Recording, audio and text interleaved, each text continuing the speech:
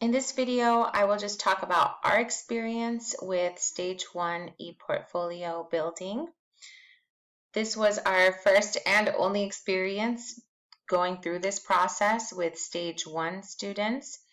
And also to contextualize, we were not the main classroom teachers. Our sole involvement with the students was related to ePortfolio building for their project.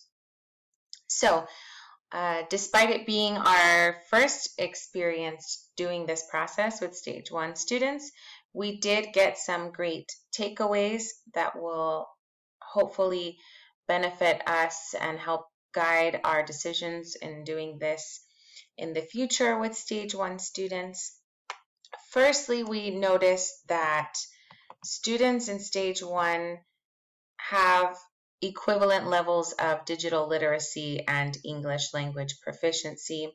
So, in other words, the majority of the students were starting from the beginning with digital literacy. They needed guidance through setting up their email accounts, through learning how to use Word and PowerPoint. And related to that, we realized that it's better to emphasize language development in this stage and just select a few tools for portfolio building. As mentioned, we selected Outlook, PowerPoint, and Word because they're very useful tools, and once they understand how to use these, we can continue to build those digital literacy skills in Stage 2 and Stage 3. We also saw that it's a great place to collect Stage 1 controlled practice and creative practice activities. Again, since we weren't the main classroom teacher, the activities that we were able to do with them took longer and were not directly from the work they were doing in class.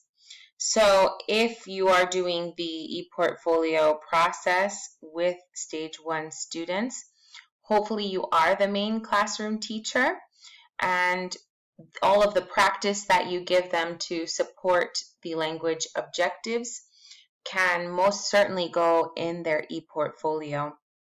Taking breaks also from the ebook and grammar to be able to go ahead and do activities for the ePortfolio, creative activities, will be a really nice break for you as a teacher and for the students as well, rather than just receiving information all the time. Lastly, in our implementation of it, we found it to be a great study tool.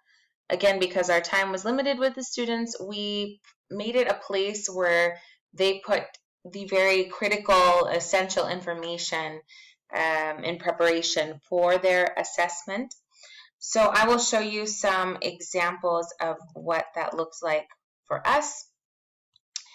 You can see the student has put this cover page that we created. We just uploaded the image of the cover page to their Blackboard and had an activity where the students uploaded it to their portfolio, and that's how we taught them the initial lesson of how to upload to the ePortfolio is giving them the image. So in this instance, they didn't create anything. We created the cover, and all students utilized the same cover. And we started off with setting up their email accounts and them sending us an initial email to introduce themselves. They created a learner profile about themselves in Word, and we got them started in PowerPoint with the Unit 1 vocabulary for jobs.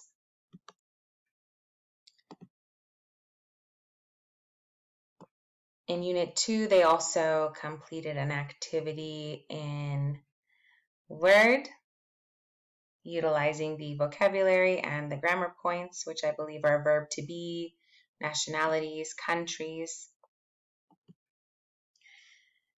In Unit 3, we attempted peer assessment. It's not something that I would recommend for Stage 1. It was effective for the higher level students, but definitely something that was complicated for stage one, and I learned that the hard way. So other than that, in unit 3, they did create a PowerPoint and then narrate that PowerPoint to create a video. I will upload that video beneath these links so you could take a look at it and hear the audio for it.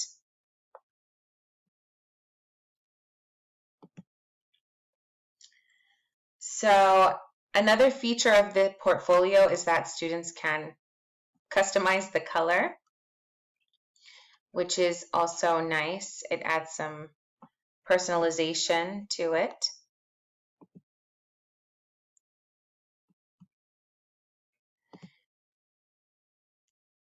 Here you can see how they are using their portfolio as a study tool or a study guide. So these activities of just translating vocabulary, for example, they were able to create a table in Word and then had a place to refer to when they wanted to quickly view the key points that would be needed for their assessment. In Unit 8, we wanted to start introducing them to forms and utilizing surveys.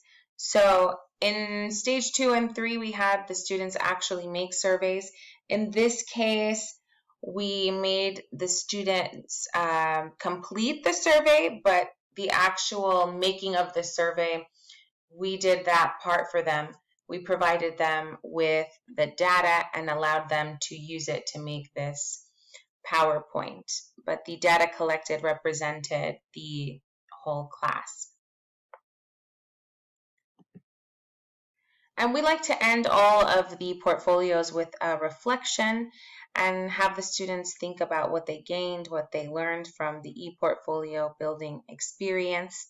In stage 2 and 3, that's usually a paragraph answering different questions about the process.